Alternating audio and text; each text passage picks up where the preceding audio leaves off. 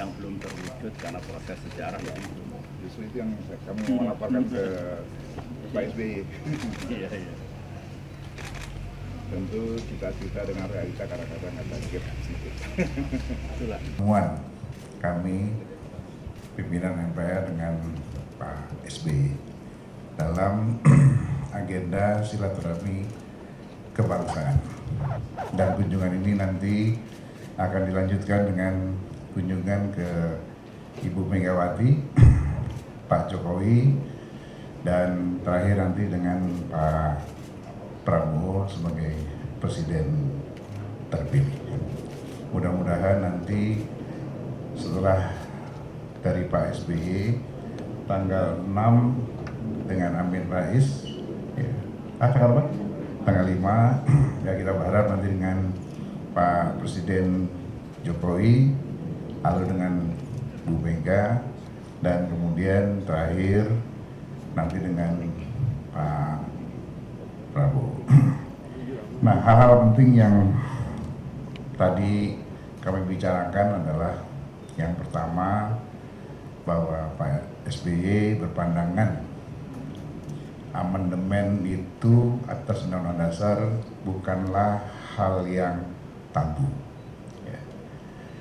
Beliau sependapat dengan pentingnya kita, bangsa ini, memiliki roadmap, bintang pengarah program pembangunan jangka panjang berkesinambungan, namun tetap selaras dengan visi misi presiden yang berjalan.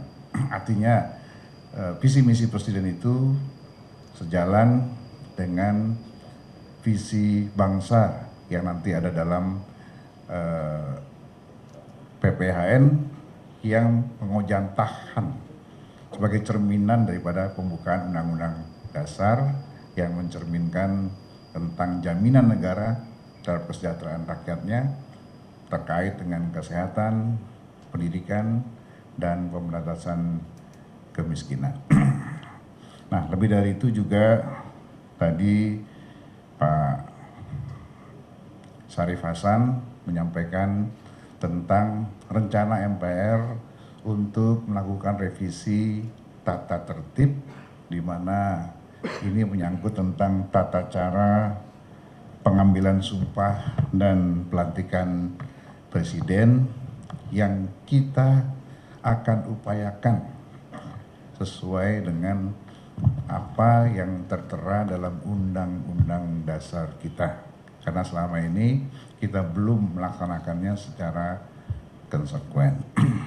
Kemudian juga tadi disinggung tentang sistem presidensial yang harus terus kita jaga, jangan sampai terjebak kepada sistem oligarki, apalagi oligarki itu nanti berkolaborasi dengan plutokrasi ya. Kemudian termasuk juga Pak Syarif Hasan menyampaikan tentang pentingnya setiap pergantian kepemimpinan bangsa atau pergantian presiden dan wakil presiden dilakukan semacam lepas sambut seperti yang dicontohkan oleh Pak SBY ketika melakukan lepas sambut kepada Pak Presiden Jokowi di Istana 10 tahun yang lalu. Kemudian kita sudah berkeliling dengan beberapa penekanan dan masukan-masukan terakhir dari Pak SBY tadi. Pak Budiono menekankan lebih pada sisi ekonomi yang nanti kita sudah susun. Ya. Kemudian Pak JK lebih pada penekanan, penegakan dan kepastian hukum dan tumpang tindih hukum yang selama ini masih ada. Dan Pak SBY tadi menyampaikan pandangan-pandangan politik beliau dengan latar belakang militer dan pandangan-pandangan tentang pertahanan dan keamanan, termasuk juga masalah-masalah konstitusi. Jadi nanti semua masukan-masukan ini akan kita susun sebagai bentuk rekomendasi kepada pimpinan MPR yang akan datang maupun pada pemerintahan yang akan datang. Jadi itu kira-kira yang tadi kita diskusikan bersama Pak SBY. Barangkali nanti Pak Sarip Hasan menyampaikan tambahan atau Pak Basara. Oke. Silakan kalau ada yang mau bertanya, mangga. Jo, Pak SBY terkait dengan politik secara latar belakang militer itu apa yang saran yang paling menonjol gitu ya? Ini kan ada kalau ngomongin bernegara tadi kan sedikit. Kita tidak singgung karena dalam pandangan kami itu sudah selesai dengan pertemuan Pak Jaksa Agung dengan Kapolri kemarin di Istana. Tinggal masing-masing kedua pimpinan ini menyelesaikannya di bawah. Dari pandangan Pak SBY tadi terkait dengan pandangan beliau pengalaman sebagai presiden 10 tahun, tentunya lebih menekankan pada pemerintahan yang tenang, pemerintahan yang adem, ya, pemerintahan yang tanpa ada kegaduhan yang berarti. Beliau juga tadi menyoroti tentang pilkada, ya, di mana di mana beliau mengharapkan ya pemilihan langsung itu ya yang beliau rasakan sendiri kemarin melalui perjalanan di berapa kabupaten? 8 kabupaten ya, ada good news, ada bad news.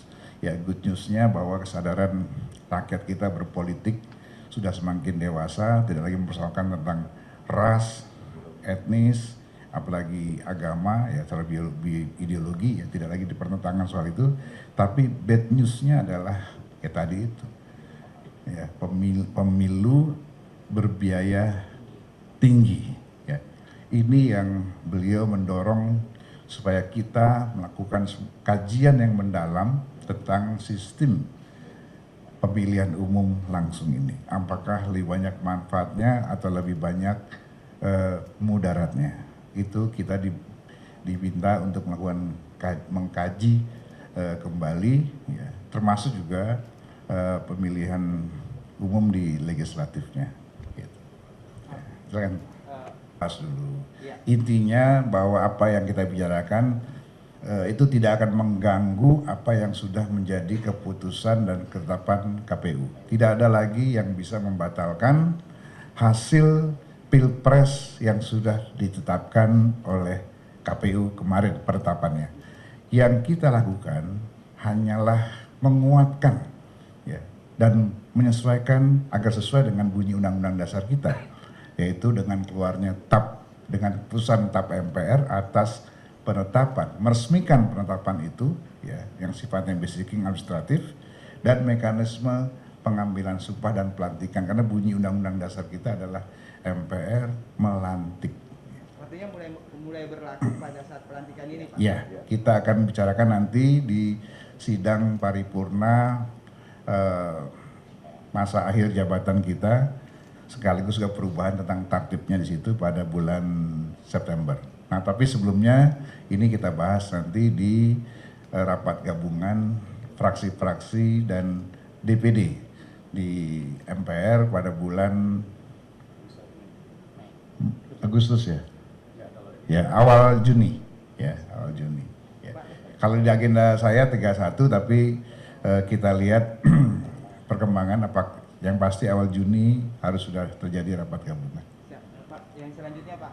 Ya, sebetulnya bukan Surya Palohnya saja, tapi pimpinan partai politik, pimpinan organisasi keagamaan, pimpinan tokoh-tokoh masa, tapi itu di rounds keduanya. Kita sekarang berkeliling kepada mantan-mantan presiden dan wakil presiden, plus mantan ketua MPR Pak Amin Rais. Baru nanti kita akan kunjungi pada pimpinan-pimpinan partai politik, termasuk ketua umum saya.